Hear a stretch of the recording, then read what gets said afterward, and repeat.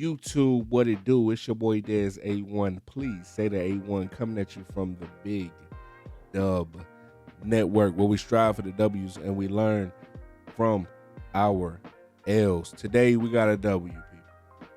We got a W in my book. One reason only.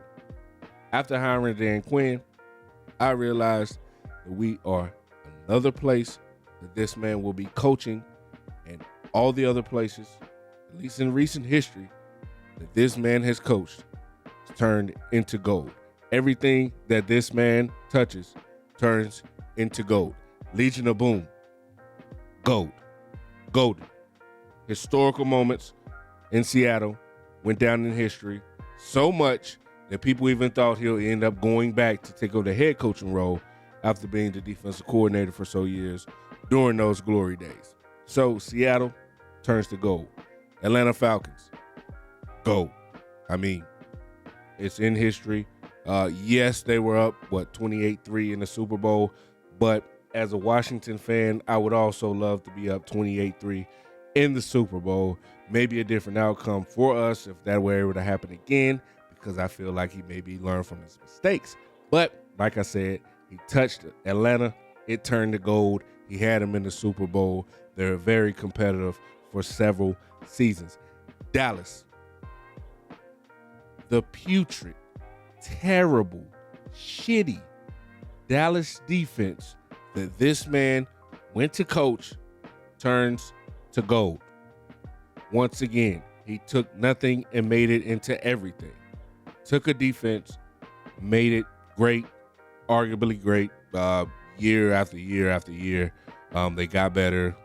They were very competitive as a defensive unit with Dan Quinn at the helm. So Dan Quinn touches it, it turns to gold. Hopefully he's able to do that alongside Adam Peters here in Washington. I have faith first and foremost in Josh Harris and also Adam Peters. Once this offseason started, we went and got the best man on the market as far as Adam Peters. I feel like our personnel that we put out on the field will be very competitive. And at this man's press conference, he said they're going to fill us day one. So that doesn't necessarily mean, that teams are going to come out and lose to the Washington Commanders by 30 points every game. But what he did state was they're going to fill us, which means we're going to play hard, we're going to hit you in the mouth, and we're going to go home. But when you go home after playing us, you're going to feel it the next day and hopefully the next week. Because I think from San Francisco, I want to say this was San Francisco, like if not this season, a previous season, it's like if you beat San Francisco the next week you lost, like it happened every time San Francisco lost a game that their opponent, whoever beat them, would lose the following week. That means it took so much for you to beat San Francisco.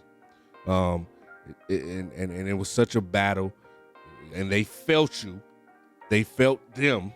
So hopefully they're going to feel us, like Adam Peters said.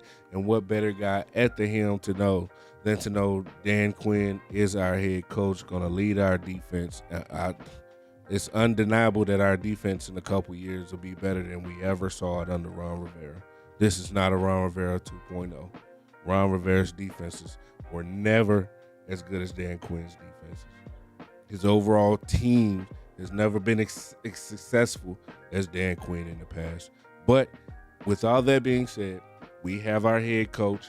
Now we'll slowly start to hear about who we're filling in at all the important coaching positions as we move forward. I don't have any idea of who they potentially might want as offensive coordinator, defensive coordinator, things of that nature. But Dan Quinn, he has that rapport around the league. I'm pretty sure he'll be able to get a couple guys, even though we're late in the hiring process, he'll be able to get a couple guys to assist with filling up that staff. And hopefully, just hopefully, we have a staff that's going to be good enough to take us to the next level with Adam Peters at the helm um, leading the charge with our drafts and our scouting, and hopefully with our development coming from Quinn and his team.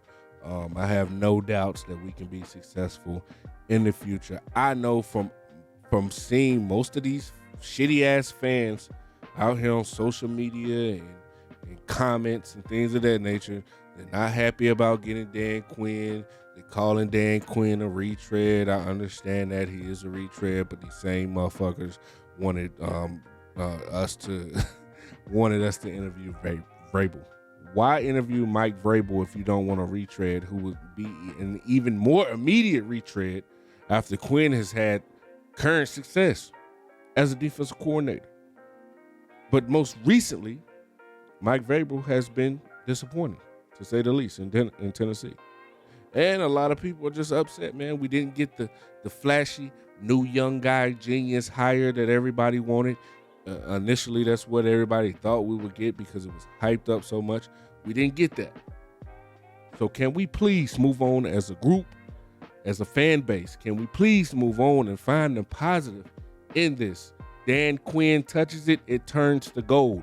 And luckily, we already have gold in our colors. If you want to say it's yellow, but we have a shade of gold in our colors. So we're almost there. So once Dan Quinn get a hold of what we have, and also what we can be and what we build upon what we have, I have no doubts that we still have a bright future, regardless of who the coach is right now. Like I said, nobody likes it. Some people like it, but most people don't. I really hope we piss the fan base off as an organization by hiring Eric Bieniemy as our offensive coordinator moving forward. I hope we piss off the organization of the fan base with making that hire. And I'm one of the ones that want to give EB another year. He didn't do the best in his first year, but like I said in the previous video, I think the man can learn from his mistakes. I think he can learn from his mistakes. There'll be better personnel. Even just the next season, there'll be better personnel for him to work with. Hopefully we can find those highly talented receivers that we think we have on our team in Dotson and McLaurin, and maybe get another weapon. I just have faith that, EB can do the job. And I hope, like I said, I hope we piss off the fan base by hiring EB as our offensive coordinator so you guys can shit your pants the rest of the summer until EB showed you, okay, I can improve. I can improve on my mistakes from last season. And then we move on. Because like everybody's saying, man, the only thing that really gets this thing back on track is us winning.